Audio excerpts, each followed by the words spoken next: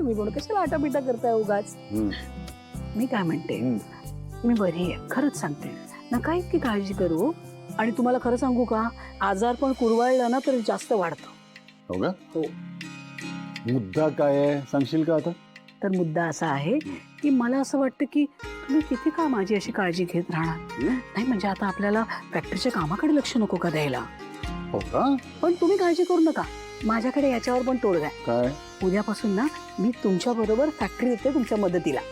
चिडू नका. याने 2 फायदे, तुम्हाला माझ्यावर लक्ष ठेवता येईल आणि मला तुमच्यावर. अरे वा, मग गृहलक्ष्मीकडे कोण लक्ष देणार? मीना, तिला जमतं आता ते सगळं, ती एकटीने करू शकते. तुम्ही काही काळजी करू नका, आपण फॅक्टरीचं बघू. अजिबात नाही. हेच आहे तुझं, नेहमी असंच करते. तुझ्या डोक्यावर आपलं भारंभार कामं घेऊन ठेवायची, मग स्वतःकडे स्वतःच्या तब्येतीकडे दुर्लक्ष करायचं. हेच मला नको आहे. हे बघ, मला तुझ्यावर अजून कुठलाही भार टाकायचा नाहीये, त्यामुळे फॅक्टरीच्या कामात मी तुला ओढणार नाही. तुझ्याकरता मी एक टाइम टेबल तयार केलं, वेळापत्रक, आणि उद्यापासून त्या वेळापत्रकाप्रमाणेच वागायचं. रोज योग करायचा, नंतर मग मॉर्निंग वॉकला जायचं, मग लिंबू पाणी आणि डाएटचा तक्ता सुद्धा तयार केलेला आहे. सगळं नीट फॉलो करायचं. कळलं तुला? तुम्हाला असं नाही वाटत आहे तुम्ही बायकोचे जरा जास्तच लाड करताय? हम्म? नाही म्हणजे मला काही मिळेल, तुम्हालाच भारी पडेल. तू नको काळजी करूस, ते मी बघीन काय ते. माझी नक्कल करताय? हो नाही, झोपा आता. चला झोपा. चिडका बिब्बा.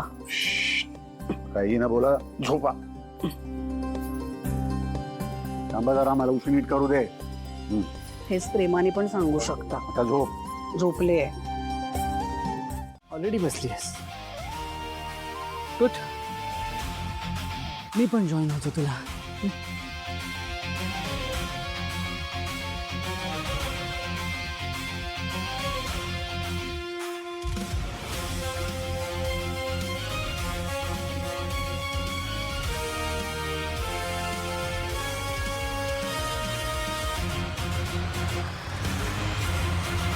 जानू, तुझ्यासाठी आता मी खरंच इतका परका झालोय की तू माझ्याकडे बघतही नाहीयेस, मला काय हवं नको ते विचारतही नाहीयेस.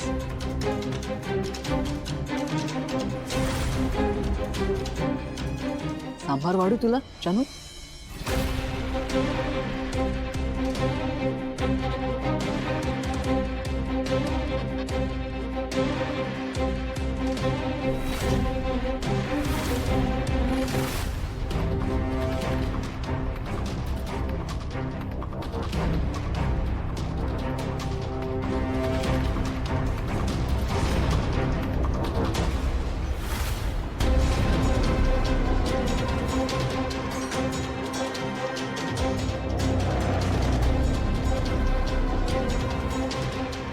का वागतेस?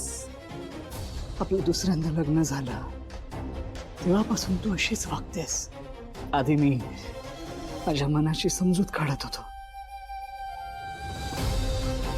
पण आता मला माहिती आहे ना तुझ्या अशा वागण्याचं कारण. जानू, तू मनाने खूप लांब निघून गेलीस माझ्यापासून. खूप खोटं वागतेस माझ्याशी. कसं जमतं तुला माझ्याशी असं वागायला? मला मला असं फसवायला?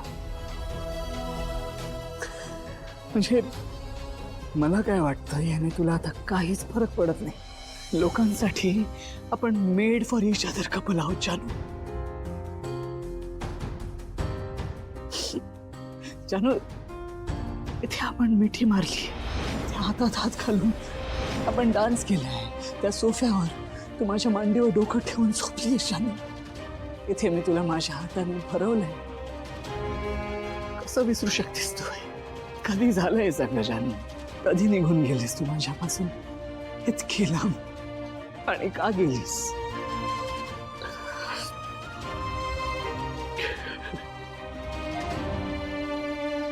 घरात खूप पसारा झालाय, तो आवरायला कोणीतरी हवंय. बऱ्याच दिवसात कपडेही धुतलेले नाहीत, त्याला इस्त्री केलेली नाही. ही सगळी कामं मागे पडली आहेत. घरातला किराणाही संपलाय आणि मी संतोष सामंजस्याने हे कबूल करतो की ही सगळी कामं फक्त वीणाच करू शकते. त्यासाठी तिने परत यावं.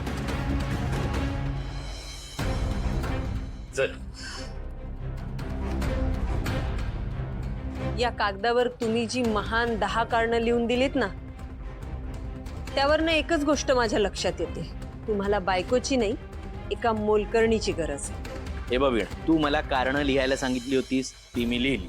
आता उगाच काहीतरी लेक्चर देऊ नकोस, लवकर घरी चल. हो, कारणं हवी होती, पण ती कारणं माझ्या मनाला पटतील, मला भावतील अशी असतील असं वाटलं होतं. पण असू द्या, मी पण कोणाकडनं अपेक्षा करते नाही का. माझा निर्णय झालेला आहे, मी कुठेही जाणार नाही. तुमच्या घरी मोलकरीण म्हणून येण्यात मला काहीही इंटरेस्ट नाही. वाटलंच होतं मला तू असंच काहीतरी बोलणार. अगं वटपौर्णिमा झाली, त्या दिवशी बायका नवऱ्याच्या आयुष्यासाठी पूजा करतात, त्याची अखंड सेवा करता यावी, मग यात धन्यता मानतात.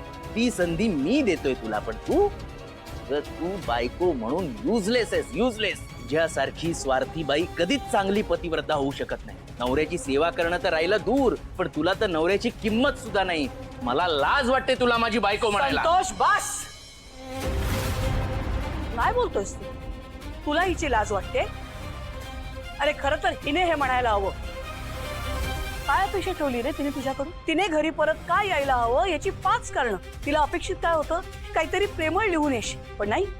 तू काय लिहिलंस? तुला घर सांभाळायला बायको हवी. तुम्हा पुरुषांनी ना एकदा जरा विचार करायला हवा शांतपणे.